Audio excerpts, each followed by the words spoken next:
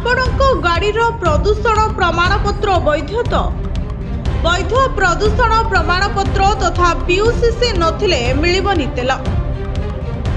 ପିୟୁସିସି ନଥିଲେ ପେଟ୍ରୋଲ କିମ୍ବା ଡିଜେଲ ଦେବାକୁ ସିଧାସଳଖ ବାରଣ। ତୈଳ କମ୍ପାନୀମାନଙ୍କୁ ଚିଠି ଲେଖିଲା ରାଜ୍ୟ ପରିବହନ ପ୍ରାଧିକରଣ ସଂସ୍ଥା। ପରିବହନ କ୍ଷେତ୍ରରେ ପରିବେଶ ସୁରକ୍ଷାକୁ ଦୃଷ୍ଟିରେ ରଖି ଏସ୍ଟିଏର ପଦକ୍ଷେପ।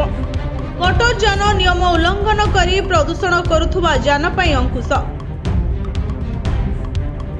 ଆପଣଙ୍କ ଗାଡ଼ିର ପ୍ରଦୂଷଣ ପ୍ରମାଣପତ୍ର ମାତ୍ରା ଠିକଠାକ୍ ଅଛି ତ? ଯଦି ନାହିଁ ତାହେଲେ ଆପଣଙ୍କୁ ତେଲ ଟାଙ୍କିରେ ମିଳିବ ନାହିଁ ପେଟ୍ରୋଲ କିମ୍ବା ଡିଜେଲ। ବୈଧ ପ୍ରଦୂଷଣ ପ୍ରମାଣପତ୍ର ତଥା ପିୟୁସିସି ନଥିଲେ ଗାଡ଼ିକୁ ପେଟ୍ରୋଲ କିମ୍ବା ଡିଜେଲ ଦେବାକୁ ସିଧାସଳଖ ବାରଣ କରାଯାଇଛି। ଏ ସମ୍ପର୍କରେ ତୈଳ କମ୍ପାନୀମାନଙ୍କୁ ଚିଠି ଲେଖିଛନ୍ତି ରାଜ୍ୟ ପରିବହନ ପ୍ରାଧିକରଣ ସଂସ୍ଥା। ପରିବହନ କ୍ଷେତ୍ରରେ ପରିବେଶ ସୁରକ୍ଷାକୁ ଦୃଷ୍ଟିରେ ରଖି ଏସ୍ଟିଏ ପକ୍ଷରୁ ଏଭଳି ଚରମ ପଦକ୍ଷେପ ନିଆଯାଇଛି।